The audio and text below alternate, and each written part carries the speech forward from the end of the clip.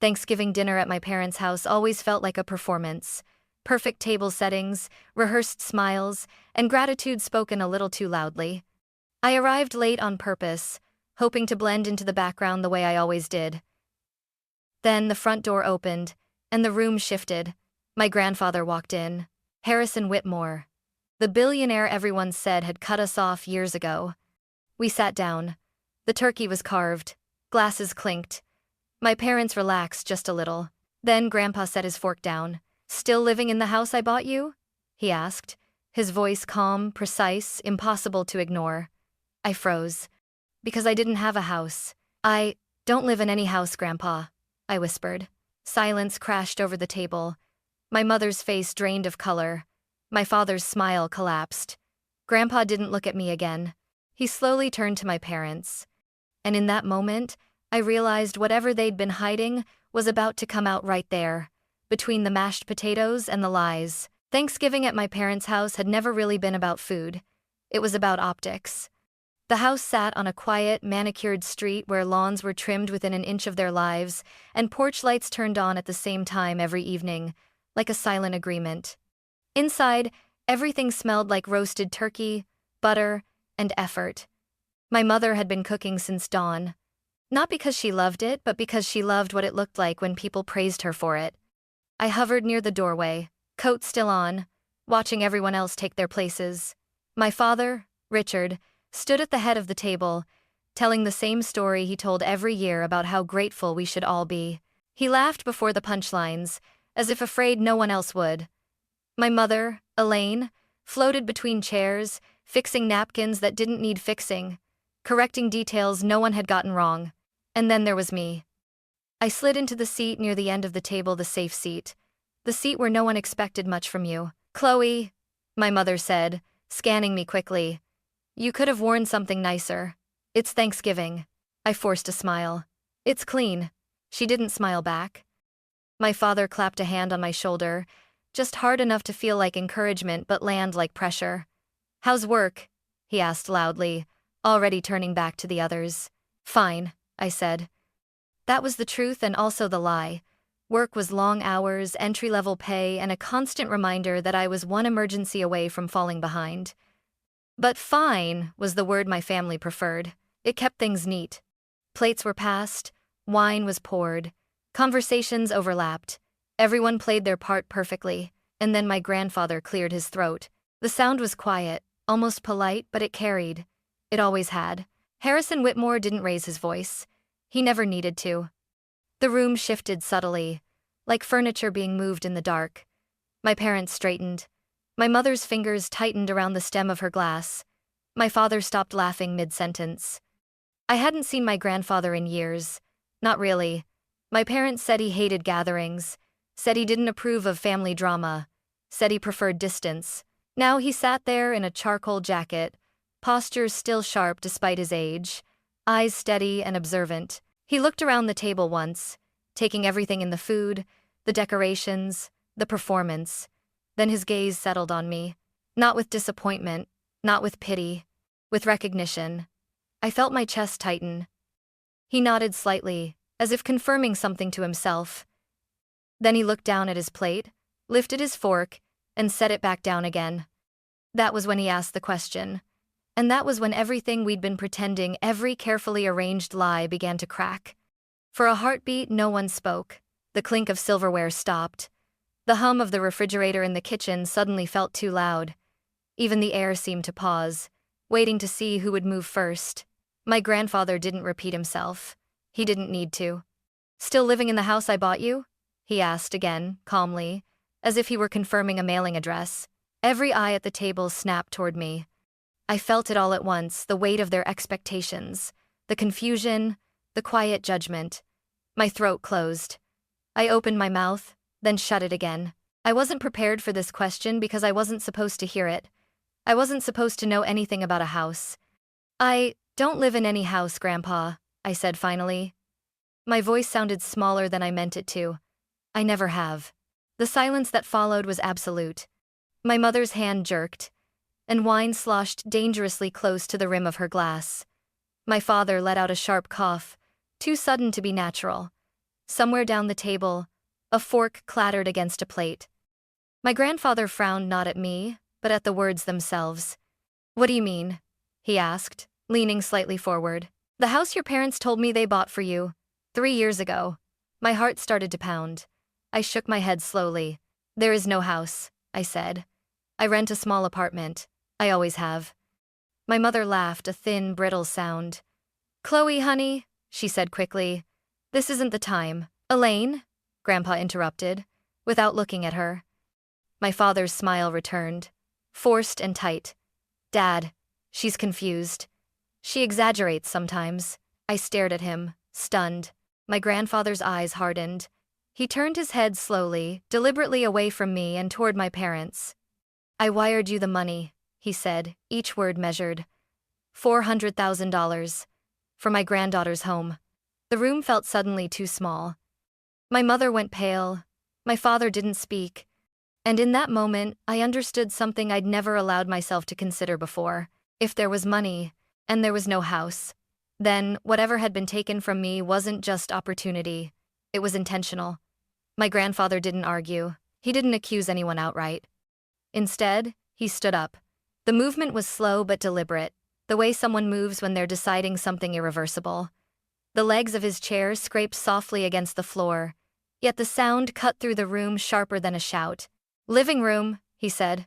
"Now." It wasn't a request. The guests hesitated. My mother's cousin, a neighbor, two people I barely knew, but one look at my grandfather's face was enough. Coats were gathered. Polite excuses filled the air. The front door opened and closed several times until, finally, only the five of us remained. The house felt different without witnesses. Smaller, exposed. We arranged ourselves instinctively, like pieces on a board. My parents sat together on the couch, shoulders stiff, knees angled inward. My grandfather lowered himself into his armchair across from them, resting both hands on his cane. I sat to the side, unsure where I belonged, my heart hammering against my ribs. "Chloe," Grandpa said, his voice softer now, "tell me exactly where you live." I swallowed. I glanced at my parents. My mother shook her head slightly, a silent warning.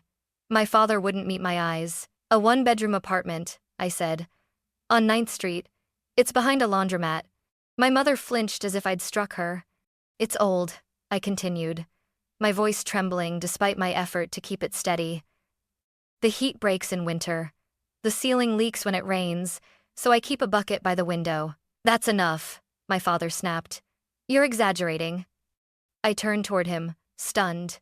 "Exaggerating?" My grandfather's gaze shifted instantly. "Are you calling her a liar?" he asked calmly. My father opened his mouth, then closed it again.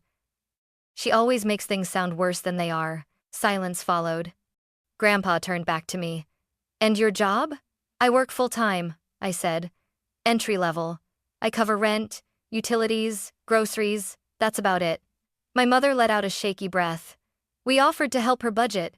She didn't want our advice." Help. Advice. The words felt surreal. 3 years ago, my grandfather said slowly, "I transferred $400,000 to you." He looked directly at my parents now. Money designated for Chloe's home.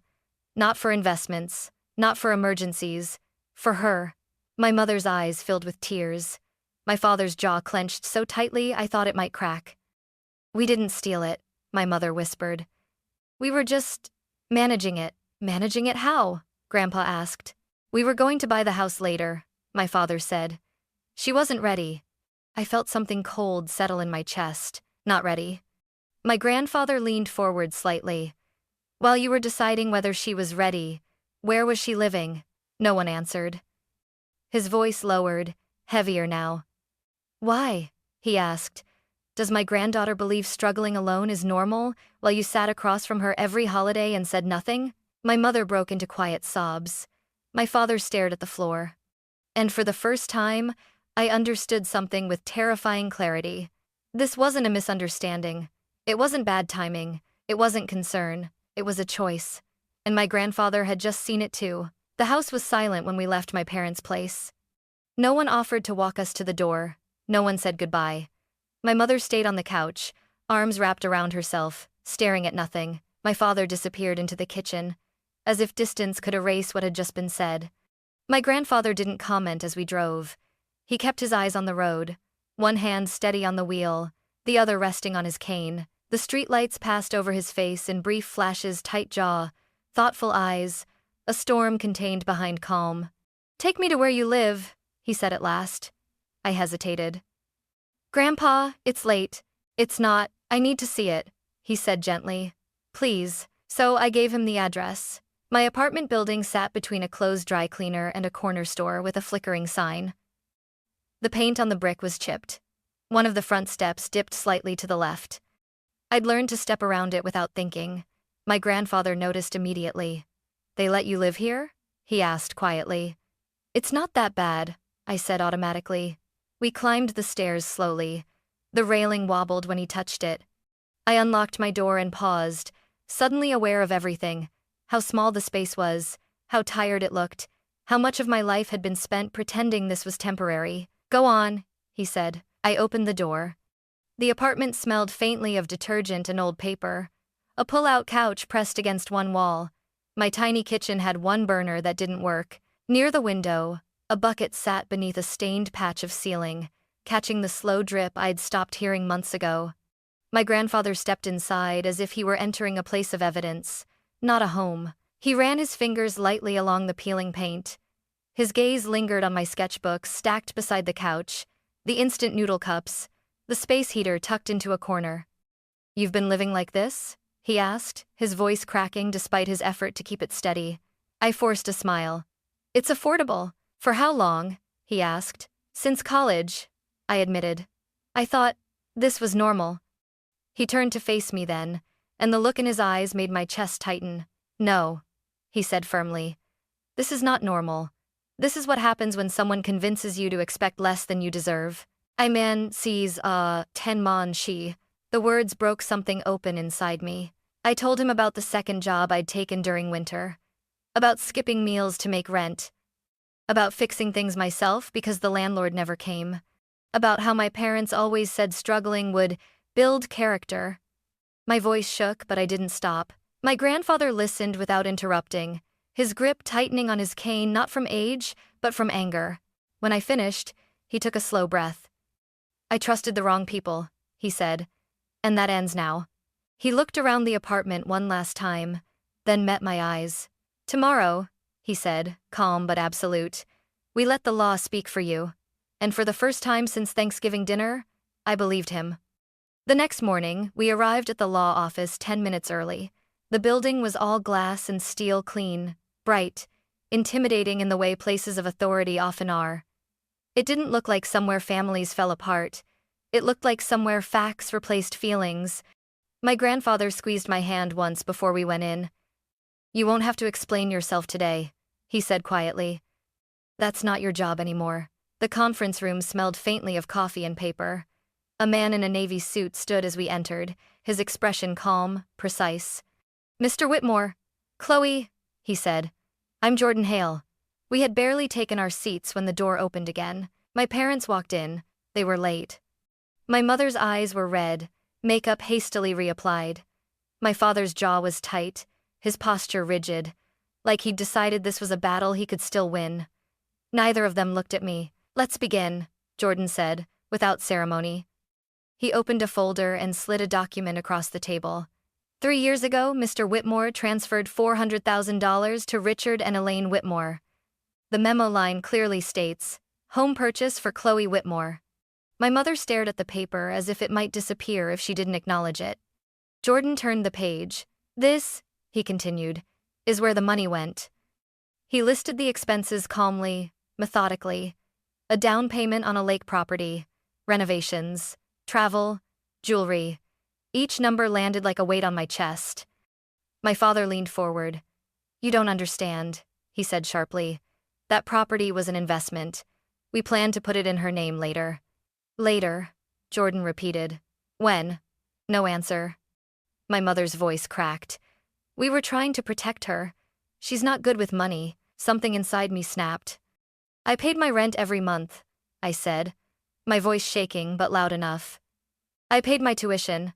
I kept the lights on. And you used my future to fund yours. My father shot me a warning look. You don't talk to me like that. Jordan raised a hand, stopping him instantly. This isn't a family discussion, he said evenly. This is a legal one. The room fell silent. My grandfather leaned forward then, his voice low but unyielding. You lied to me. You misused funds meant for your daughter. And now, he said, looking from my parents back to the lawyer, we discuss consequences. Jordan nodded once. That was when I realized something had shifted. This was no longer about explanations or apologies. It was about accountability. Jordan didn't rush. He let the silence stretch, long enough for it to become unbearable. Then he reached into his briefcase and placed a second folder on the table. Thicker, heavier. The color alone made my parents stiffen. This, he said, is separate from the misuse of funds. My father scoffed, forcing a laugh. What now? My grandfather answered before the lawyer could. My estate? The word dropped into the room like a stone into deep water. My mother's head snapped up. Harrison, you can't be serious. I've never been more serious in my life, Grandpa said calmly. Jordan opened the folder and removed a sealed document. 2 months ago, he began. Mr. Harrison Whitmore legally amended his will. My heartbeat thundered in my ears. As of that amendment, Jordan continued, the primary beneficiary of Mr. Whitmore's estate is Chloe Whitmore. The air left the room. My father shot to his feet so fast his chair slammed backward. That's insane, he shouted. I'm your son! And she is my granddaughter, Grandpa replied evenly. The one person in this family who never lied to me. My mother stood too, shaking. You're doing this because she poisoned you against us. No, Grandpa said quietly. I did this because I saw the truth. Jordan slid another document forward. For clarity, he said, Mr. Whitmore's current net worth is estimated at just over $900 million. My parents froze. Not screamed, not cried, frozen. My father's face drained of color, as if something vital had been pulled out of him. My mother clutched the edge of the table, her knuckles white. You can't just give it to her, my father said hoarsely. She didn't build anything. I stood then. My legs were unsteady, but my voice wasn't. I built a life with nothing, I said, while you used what was meant for me. My father turned on me, eyes blazing. You think this makes you better than us? No, I said. It just means I'm done being smaller so you can feel bigger. The room went deathly quiet. My grandfather looked at my parents with something deeper than anger, disappointment so heavy it seemed to age him years in seconds.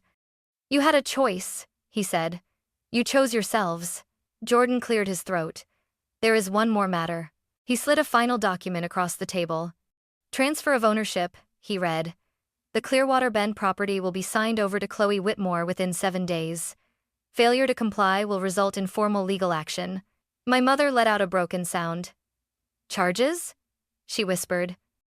Yes, Jordan replied. If necessary. My father sank back into his chair, defeated. And in that moment, watching the power drain from the people who had controlled my life for years, I felt something I'd never felt before. Not triumph, relief. For the first time, I wasn't fighting alone. The law was standing with me, and it wasn't moving. No one spoke after that. The documents lay on the table between us like a border that could no longer be crossed. My parents stared at the papers as if they were written in a language they had never bothered to learn consequences. Jordan was the one who finally broke the silence. For the record, he said evenly, from this point forward, all communication regarding assets, property transfers, or disputes will go through my office. Direct contact is strongly discouraged. My mother looked at me then, really looked at me, as if seeing me for the first time. Her eyes filled again. Chloe, we're still your parents. I took a slow breath. My hands were trembling, but my voice didn't. And I'm still your daughter, I said. That's why this hurts. But being family doesn't mean I have to keep letting myself be harmed. My father scoffed weakly. You're making a mistake. You'll regret turning your back on us. Jordan didn't even glance at him. That sounds like intimidation, he said calmly. I'd advise you to stop. My father fell silent. My grandfather reached over and placed his hand over mine. The weight of it was grounding, steady. Chloe, he said softly, you don't owe anyone access to your life. Not even family. Something inside me settled when he said that, like a door quietly locking into place. Jordan slid one last packet toward me. These outline next steps, he explained. A trust account for the property, independent financial management, and a recommendation, he added gently, that all future interactions remain documented. I nodded, absorbing it all. My mother stood abruptly. This isn't fair, she said, her voice cracking. We made mistakes, but we don't deserve this. My grandfather met her gaze. Fair, he said, would have been giving your daughter the home I paid for. This is accountability. There was nothing left to say. My parents left the room without looking back. As the door closed behind them, the silence felt different, not heavy, not threatening, clean. Jordan gathered his files. You did the right thing, he told me. I wasn't sure I believed that yet, but I knew one thing with absolute certainty. For the first time in my life, I had drawn a line. And I wasn't stepping back over it. The silence that followed my parents' exit didn't feel empty. It felt earned. A week passed. Then another. Jordan called to confirm the paperwork had been signed. The property transfer was complete. Everything had been done by the book, clean, documented, final. When he handed me the keys, they felt heavier than metal. Not because of what they unlocked, but because of what they represented. I didn't move right away. Instead, I slept for the first time in years without my chest tight with worry. I took slow mornings. I stopped apologizing for existing. When I finally walked through the front door of the house that had once been used as an excuse, I didn't feel victorious. I felt safe. I kept it simple. No grand renovations. Just warmth, light, space to breathe.